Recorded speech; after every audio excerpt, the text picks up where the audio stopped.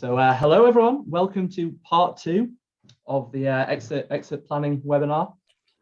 I'm conscious, as I said, I'm conscious of time and you won't be hearing a huge amount from me. This is Jack speaking, by the way.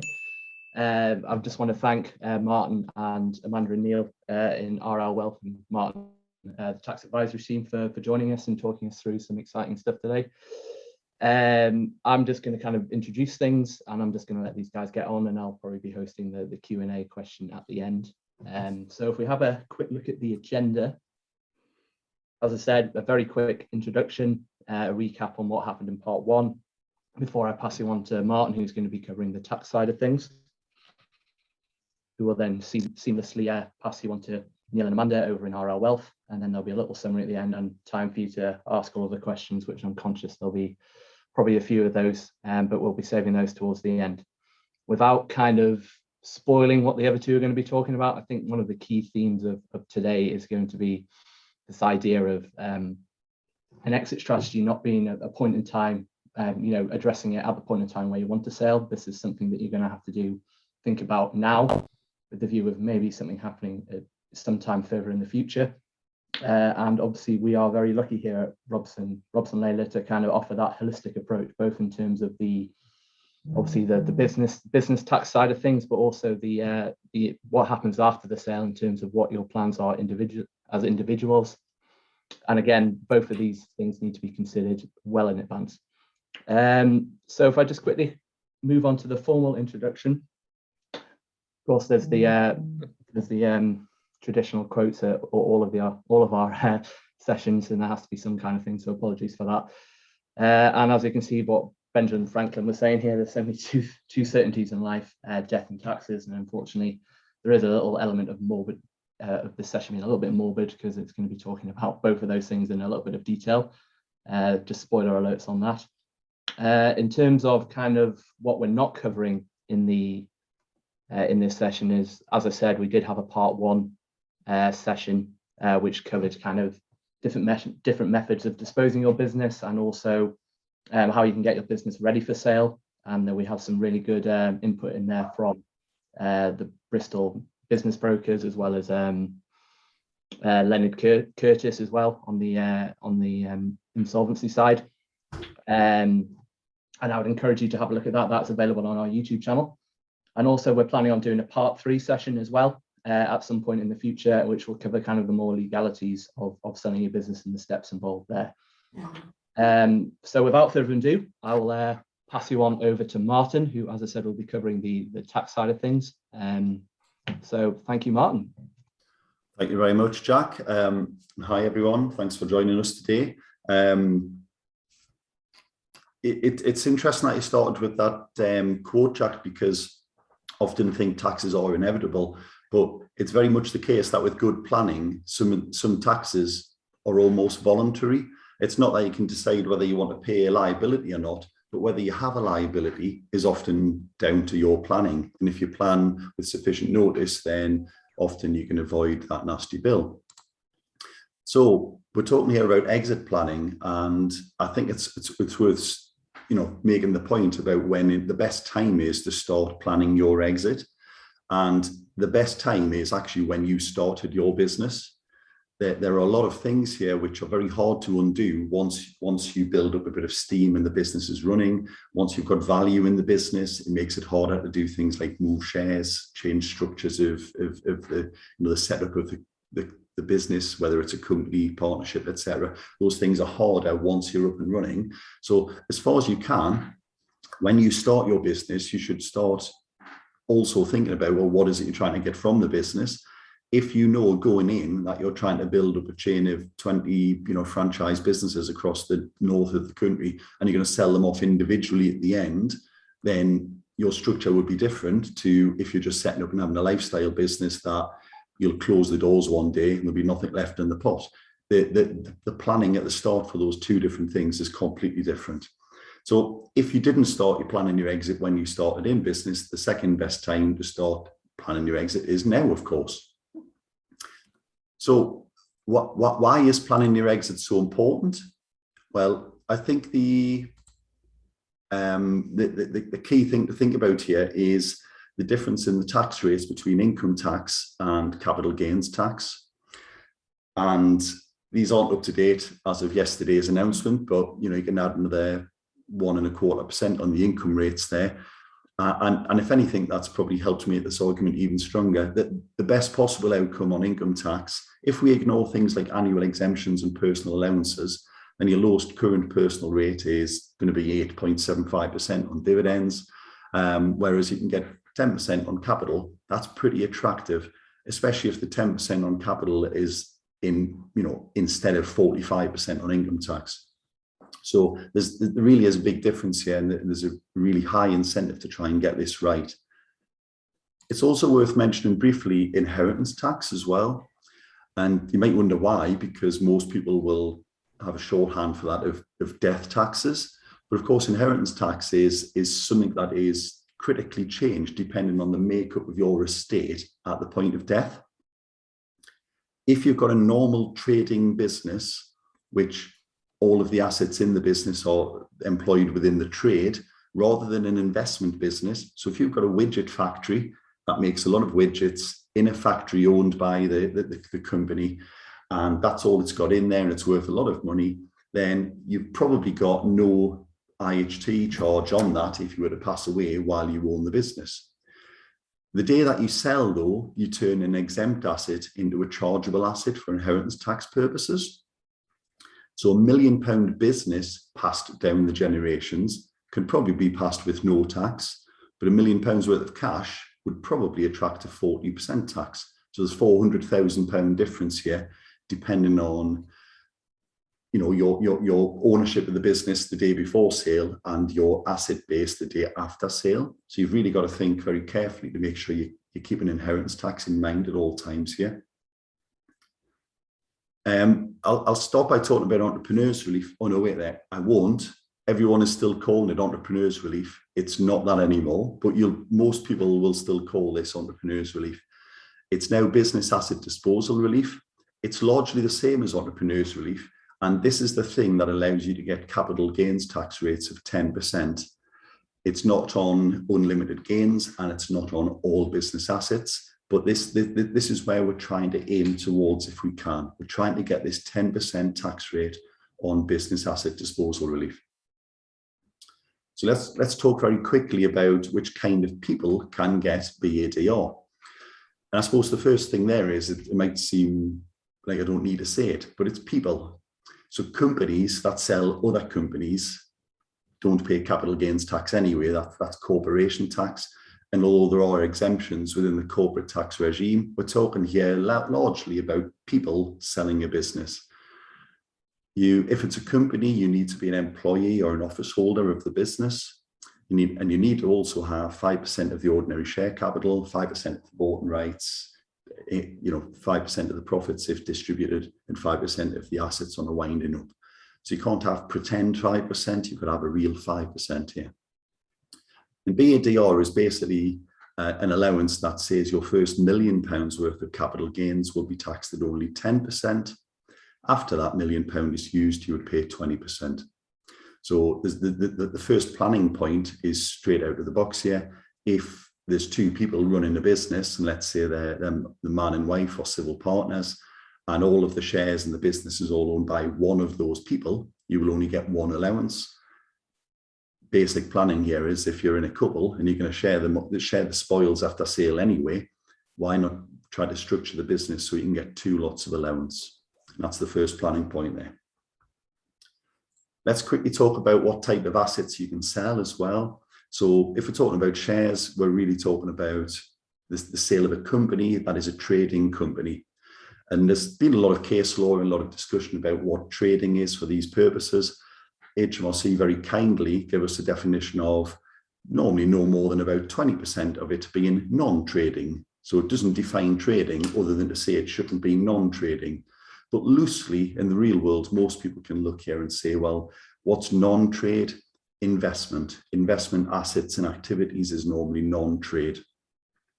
So if you've had a really profitable business, you've made a lot of money for many years, and rather than take money out, you've just invested all of the cash, whether it's in properties or stocks and shares or or whether it's just sitting in the bank, if you have too much of that investment type asset within the balance sheet, then you might not get business asset disposal relief.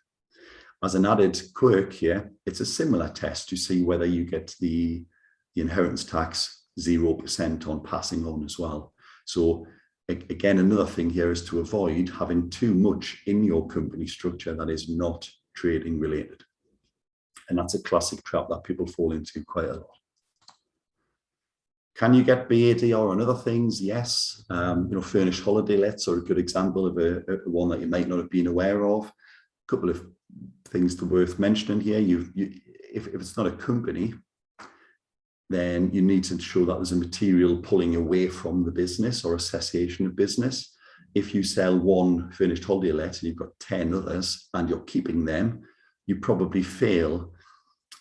We'll call it the retirement test. It's not really about retirement, but if you've got to pull out of the business sufficiently.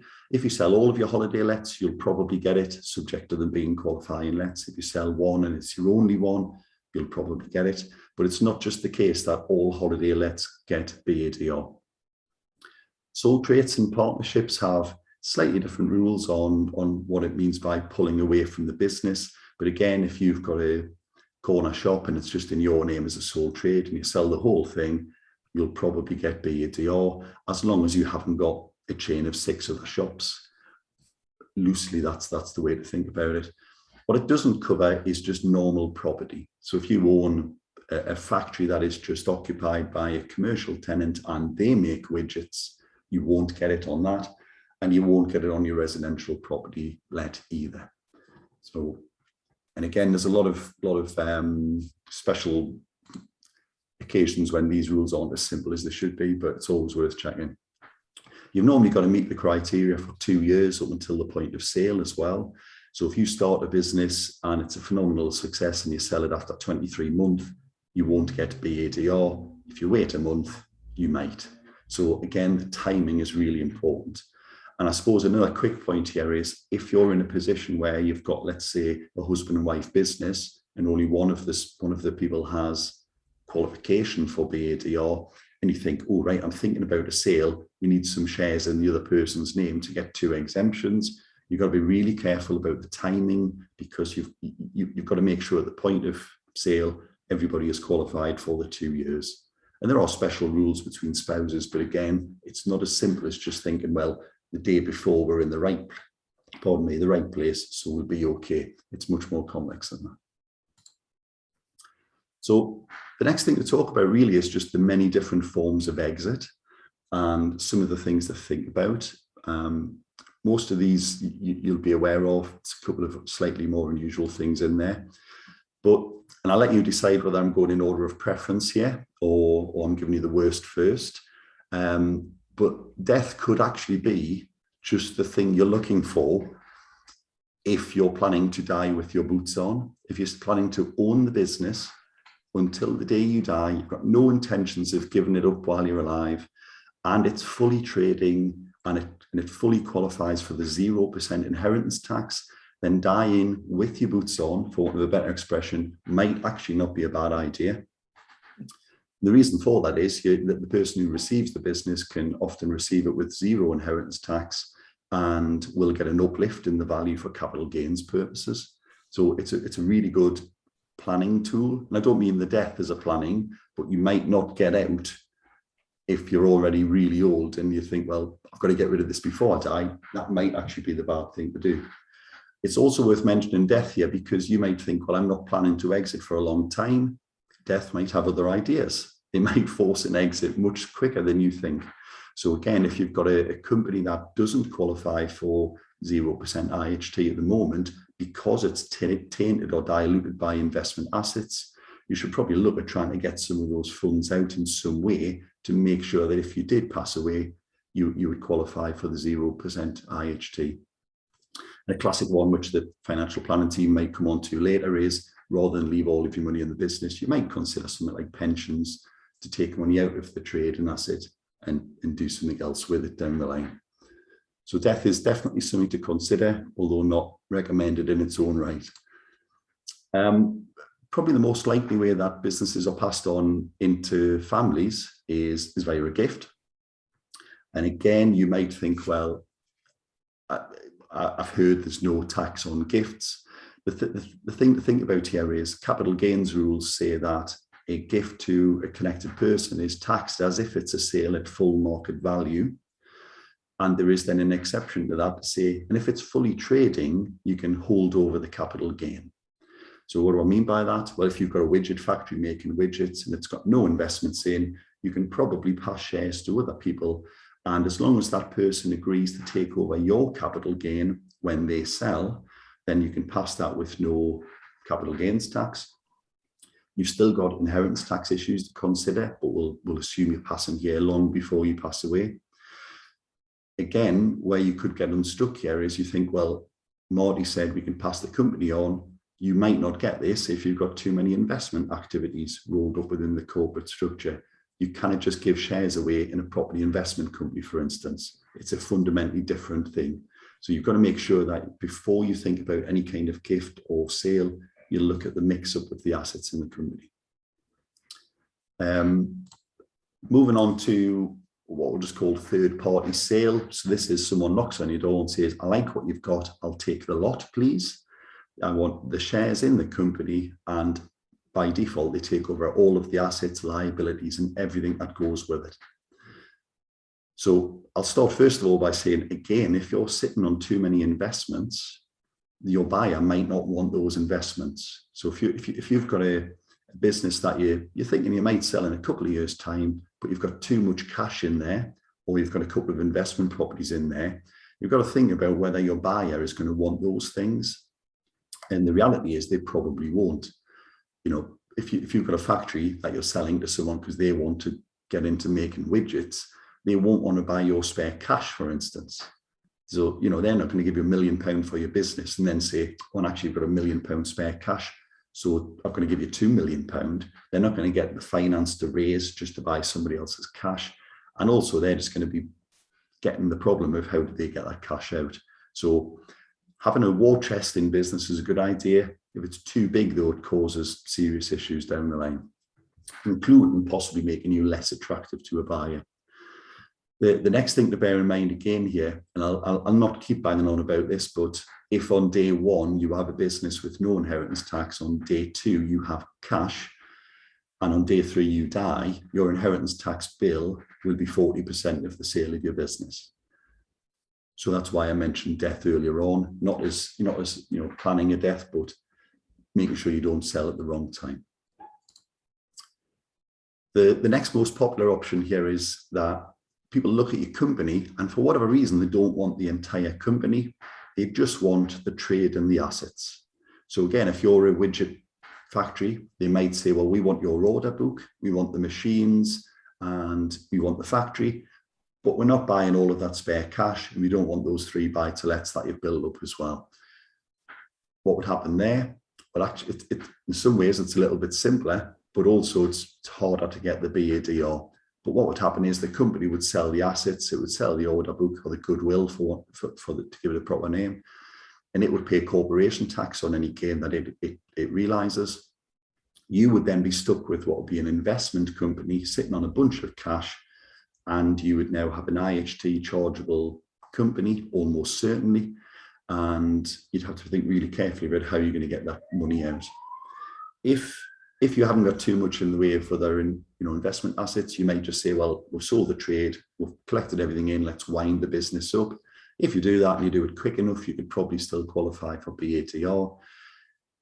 But alternatively, you might say, well, actually, there's 400 grand sitting in the bank there. I haven't got a pension, I've got no other assets. Actually, what I'll do is I'll just take 10 grand a year dividends out for the next 40 years. And that might be a solid plan and option. But again, you need to think about these things in conjunction with financial planning to make sure you know what your pot is when you need to retire and what your options are with it. And again, the point here is an inheritance tax, even if you've got a fully qualifying business that is a 0% IHT problem as a trading company, if you then turn that trade into cash within the company, you've got an investment asset which would be liable to inheritance tax again. Other popular options are management buyouts. which in essence is really you just selling your shares to a third party. It just so happens that it's hopefully someone you've cultivated and got them on board. There's actually some pretty good share schemes out there if you wanted to try and go down that road. Again, that's why you might start planning now.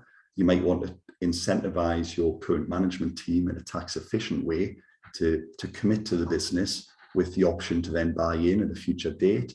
And again, there's a lot of options around that. But a purchase of own shares or a company purchase of shares, to give it a less funny anagram, is where you might say, well, actually, there's 3 people involved, we've got plenty of spare cash in the business, and 2 people want to continue the business, 1 person wants out, and you're that one. It seems a shame that all that cash is tied up in the business and you can't use that to buy your shares. Well, you can. That's a company purchase of own shares. The problem is you've got to make sure you qualify for a whole new raft of conditions to make sure you qualify. If you get this wrong, you basically have the same action. Your shares are cancelled, you get cash in return. The 2 remaining parties become the owner of the business. Great. They've got rid of the spare cash, which they didn't want. They're happy for you to have. But if you get this wrong, you can then pay income tax on that cash instead of capital gains tax. And again, there's another whole raft of rules, which aren't really for a 15-minute intro, but there's a whole load of rules there to get your head around if that was the way you were going to go. The other option, of course, which was touched on very briefly in the last one, is you might just say, well, actually, I'm going to wind the business up. You might have been selling hot tubs like crazy for the last 18 months, doing drop shipping. You haven't got any assets. You've just got a pot of money. The trade's just stopped. There's a surplus of hot tubs now. Everyone's gone back to work. They're not working from home in the hot tub.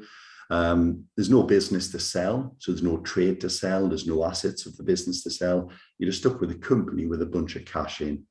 Well, as long as you qualify that the trade's just ceased, as long as there's not too much cash or excess cash, you should probably be able to wind that up and get the capital treatment and hopefully get the 10% on that as well. There are other options as well. You might say, well, actually, we're not going to sell to a third party. Over the years, you might have been contributing money from the profits into an employee-owned trust of some sort. There are exemptions for sale of the company to employee-owned trusts. And the brief headline is no capital gains.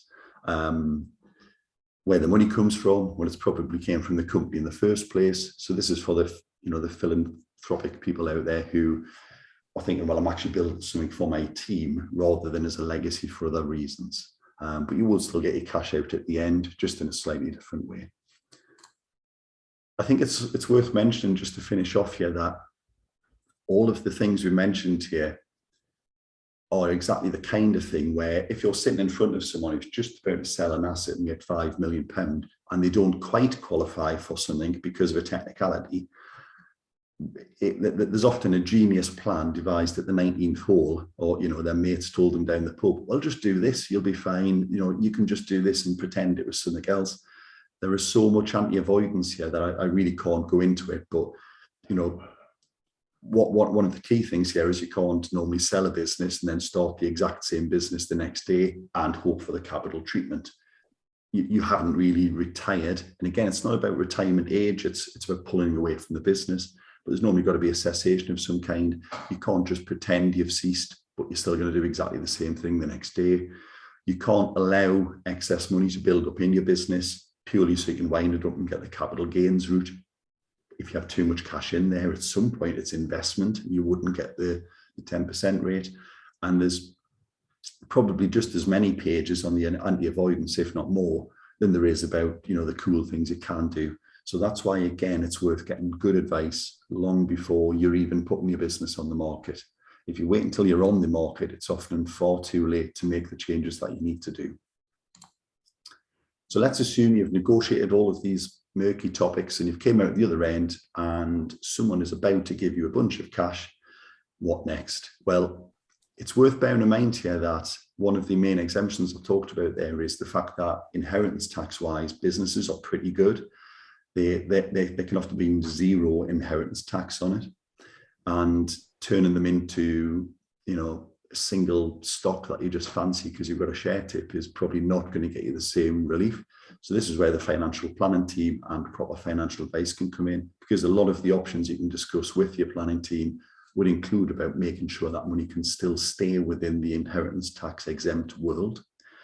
And I think it's important that I probably let them go into their topic now, because I think I've had my time. But that's Martin from the tax team here at Robson Hedler.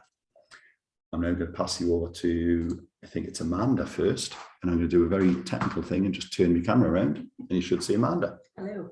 Amanda. Hi, I'm Amanda. Thanks for joining us, and thanks, Martin. So we're just going to run through.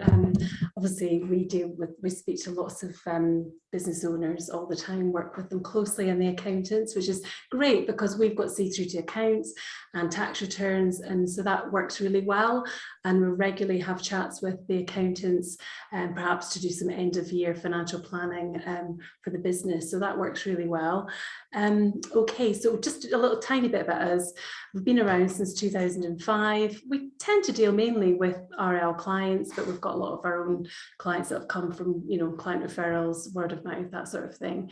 Yeah, so we look after a fair amount of people's investments, and really we just see that is future spending for clients. That is, what is a pension for? It's just a future pot of money that you can draw from when your salary or your dividend tap is switched off. And we should all be thinking about that, not just business owners. So that's really important. And we tend to think of them as families, about 250 families. There's 7 of us, and 3 of us are financial planners. So we tend to deal with a lot of business owners, some family businesses, medical professionals, and people with capital to invest. But our main focus is the planning. And as Martin said, it's never too early to start to plan. And we're quite passionate about planning ahead, and we're always thinking about the big picture. And we just totally agree with what Martin said. You should really start now. And I think we're here to really encourage people to think about life beyond work and what that looks like. And that is often quite a challenge for people that are in business, because your guys are so busy. You're so busy running your business. It's hard to have the time sometimes to even have those hobbies. And sometimes we find that people could afford to retire, but they just don't realise that they can, because they need to see it and they haven't really had time to think about it. And that's where we come in to just help, have that dialogue and perhaps help people dream a bit, as to what they would be doing on a Thursday afternoon in November, and just think about that, and really to focus on how much you will need for retirement as well. And that's something that it can be challenging for people to actually think about what they spend, because that is key here. If you have got a very modest lifestyle, then obviously you don't need a big capital sum to fund that lifestyle, but that's what we are really focusing on here. So we use some great software to help people have options. And when you have a business, there are ways that you can perhaps, do something tax efficiently by, say, making pension contributions, for instance, and then you can move something into something that's outside of the business and save a bit of tax. At the same time, which is lovely. We all like to save a bit of tax, and put something outside of the business that would give you some kind of income, so you're not as reliant on the timing of a business sale. So we model that with clients, and we're going to just run through a case study just now. I'm going to pass over to Neil, and we're just going to just show you our software, really, and how you can see your financial future. And I think that's really important, to be able to see it. Sometimes bits of numbers on a page don't do it for people. They have to see it. So we're just thinking about an exit for a couple that have got 2 kids, but the kids are not interested in the business, and that's quite common. Sometimes, people try and get the kids to be interested, but they're not. So therefore, the only exit is really to sell it to a third party. There are different options, but this is the one we're going to be focusing on today. And really, I'm just going to pass to Neil now, but really just to think about this in terms of your own numbers, because everybody's different. And that's why we do bespoke planning for individuals, because we're all different. We've got different needs and wants. So I'm just going to pass that on. But the real message is, how much do we need to sell the business for, so that we know that we're going to be comfortable for the rest of our lives, and what do we need to do now. So I'm just going to pass over to Neil now. Thanks. Thanks, Amanda. So hopefully you can see a screen that shows a red graph and some details. I'm just going to run through it. As Amanda said, this is just a case study. The numbers aren't really that important, and I would encourage you all to think about your own numbers as I work through this. Think about your own scenario, your own personal situation, and maybe put your own numbers into this in your mind. But as I say, it's the concept more than the specifics at this stage. So the case study is fairly straightforward. It's not too complex. As Amanda mentioned, we've got a situation here. We've got a husband and wife, and there's some various details about their ages. They've got a couple of teenage kids, one of which has just started uni. The other might go to uni in a few years' time. They own their own company. They take an income between them of about 100,000 out a year. Again, doesn't really matter. In addition, they've got some other personal assets, personal savings, personal investments, ISAs, cash accounts, etc. They've got the house, obviously, they own, and they've got some pensions, and they are entitled to some state pension benefit in the future. They've got a little bit of a mortgage left, which they're repaying and on track to repay in the next few years.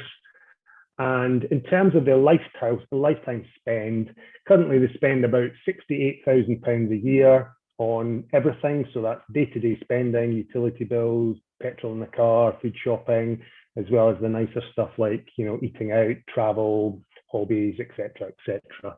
And then we've also added in a couple of assumed expenses for the kids going to uni. So the parents might be supporting children at university in terms of accommodation costs, etc. I can't emphasize enough, this is simply a case study, but hopefully it illustrates the point about how we can help you plan and maybe envision what your future might look like so you can take action now to make sure you get to the place that you want to be, and tie that in with the advice that our accounts and tax guys give you in terms of creating the right environment for your business and understanding the tax implications of the strategy that you choose. So that's just the input. And it brings us to an initial screen like this. So at the moment, I'm just showing a graph of red. All that's showing is expenditure. So lifetime spending from now, age 49 through to age 90 in this example. There's a few humps and hollows as we go. So this initial period, hopefully you can see my cursor, this initial period is when they're repaying the mortgage, they've got the additional university costs. And then there's maybe once the kids graduate and hopefully become a bit more financially independent and the mortgage is repaid, then some of their costs go down, and then they work on to age 60 and they hope to be able to sell their business. So it's one of the strategies that Martin outlined. It's just a straight sale to a third party. They've got an attractive business, a profitable business, and they're just looking to exit by selling to a third party. So we're going to have a look at that. We've got the retirement lifestyle, so the cost that we've assumed that they will spend. And then at the end of the timeline, as maybe they're older and maybe a bit less active, we've assumed that annual lifestyle costs might reduce in today's terms, as they maybe not wanting to go on a plane or just a little less active, not doing as many hobbies, etc., etc. Okay, so that's just expenditure. I'm going to overlay that with income. So it's kind of cash flow at this stage. We've got employment income. I mentioned 100,000 between the two of them. So that covers broadly most of their spending at the moment. You can still see a little bit of red in this period. So that's the mortgage and university costs, still a little bit of a shortfall. Down the line, state pensions. So that's some nice secure pension income, hopefully, that they will get when they're 67 respectively. So a little bit of extra income in that period. They've got some cash savings and investments, so they're going to draw down on that. So that's the light blue columns that you can see popping into the screen now. So that's just spending down surplus cash, surplus investments, just to supplement their income, their earned income, to make sure that they cover their nominated lifestyle spending. Still red on the screen. They've got some pensions. The company's making some contributions into their pensions, but not at a particularly high rate. So what this scenario suggests is in their case, they've got enough money accumulated in their pension now plus the contributions we expect them to make between now and retirement, plus the assumed growth on those monies to cover their income needs for 4 additional years into retirement. So clearly there's a problem here. They're going to run out of money pretty quickly, age 65. So one of the levers that they can pull to avoid that scenario is get a nice big chunky lump sum for selling their business. So the system's sophisticated enough to do the number crunching and work out what capital sum would be required at age 60, their nominated retirement date or exit date, to completely fulfill their lifestyle spending beyond that point. And we can easily run the numbers using the scenario. Let me just change the date. So we pick the date that they're looking at, sell business, age 60, system does some number crunching, and hopefully we'll see a big spike coming in. There it is. Let me just put some more color on the screen. So that purple spike represents a lump of money. In this case, the system's calculated that it's 1.2 odd million required. So if that couple got 1.2 million, stuck it in their bank account, and simply drew down from that, that accumulated pot over the next few years, they would have enough, together with their existing assets, to fund their lifestyle expenditure. So that's one very simple, straightforward situation. So that's maybe a helpful number when you are sitting there as a business owner thinking, what is the minimum figure I need to sell my business for? But that's only one strategy, one lever. In practice, a couple of things here. One, if you are selling your business for a lump sum, we wouldn't just recommend that you stuck that in a bank account. The value of that would erode over time with inflation. And it would probably be our advice, depending on your circumstances and your attitude to risk, etc. But it would be our advice to invest probably most of that sum, certainly most of the surplus that you've got, into some form of investment to let it achieve some longer term growth. If you did that, then the actual number you need would be lower because the growth on that number would supplement the shortfall in later years. But that's something obviously we would advise at that time. But that is just simply one lever. Another lever that you might pull is to boost, say, the pension contributions between now and retirement. So in this scenario, I've just increased pension contributions by 20,000 a year. And I can show you what happens there. So if you bear in mind that number at the moment, 1.2 million, and if we show you the situation, if they increase their pension contributions, hopefully you can see the results on the graph. Let me just pop that in. So graph looks fairly similar, but I think the first thing you'll probably notice is there's more orange now on the screen. And all that is saying is because they've boosted their pension contributions, they've got more in the pension pot at age 60 to draw from, therefore that money will last a bit longer. And in this case, instead of running out at whatever it was, 64, 65, it's lasting through to age 69, 70. So that's one issue that's improved, certainly. But if we do the same exercise and then work out now what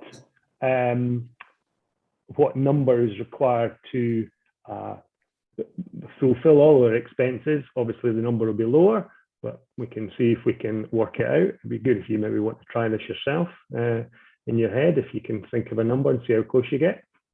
I'll try and do that. Hopefully it's a significantly less. Again, the system's just doing some number crunching, taking a bit longer than it usually does for some reason. Here we go. Again, just put the color on the screen. So instead of it being 1.2 million, in this example, it's now less than half, which just shows you a little bit of planning over a little bit of time can reduce other needs that you might have. So 567,000 instead of 1.2 odd million required now. Same sort of scenario, but just with the increased pension contributions. Another lever that you potentially could change is the time frame. So instead of trying to retire at 60, you might be prepared to push that out for, say, 5 years to 65. So we'll do exactly the same thing. Let me just tweak the timeline. So instead of 60, we'll call it 65. So all we do is change the date. Go back to the dashboard. The pension last probably doesn't change. Well, actually it does, sorry. It's just updated. In this example now, the pension lasts almost to the end of the timeline because you're working for an extra 5 years, you're contributing to your pension for an extra 5 years, you're deferring and drawing on your pension for 5 years. All those combined mean you've got more in your pot for longer. And if we do the lump sum calculation now, obviously it's going to be much, much lower. Sell business, so this time it's 65 rather than 60. And instead of it being 1.2 million, as it was initially, or 500,000 as it was in the second scenario, it's now next to nothing, 17,500. So that's just a very quick run through of the software that we use. And obviously this software can be used for any planning scenario. It doesn't have to be linked to selling your business. It can be working out, what you need, how likely you are to achieve a target if you've got specific lifestyle goals you want to hit, whether that's travel or helping the kids on the property ladder or retiring earlier than planned, or wherever it might be. This software can be used to help you make those decisions and make the certain plans that you might have. So hopefully that was useful. Hopefully it illustrates the facilities that we've got here at Robson Laidler Wealth to help you plan in conjunction with what you do with our accountant and tax colleagues. I think that's probably me done. So I'll hand back to, is it Jack hosting, to wrap up and give room for any questions. Thank you. Excellent. No, thank you very much, Neil. That was really interesting, and that piece of software is so incredibly powerful, just as a visual tool and just to facilitate, those conversations, and it's fantastic. Also, thank you for Martin as well. There was some really useful insights there. It's a thankless task, I know, talking a lot. There's a lot of areas, a lot of ground to cover in terms of tax and exit strategy. So thank you for your succinct kind of whistle-stop tour there. I'm conscious of time, so I'm again apologise. We're going to run slightly late, and if you do need to shoot off, then all of the contact details for people, if you have any questions but haven't got time to ask them, we'll make them available to you. As I said, to start off with, in terms of the exit planning series, part 1, which was kind of covering around getting your business ready for sale and kind of covering some of the exit strategy plans, that is available on our YouTube channel. And again, that link will be going out, I think, with along with a recording of this session as well. So people can feel free to have a look at that if you feel like we've jumped slightly ahead on that. Likewise, we do have part 3 coming out, as I said, which will be alongside our partners at JLF Law, who will be kind of covering the legalities of the selling of your business, and we'll be coming out with a time and date of that in the near future.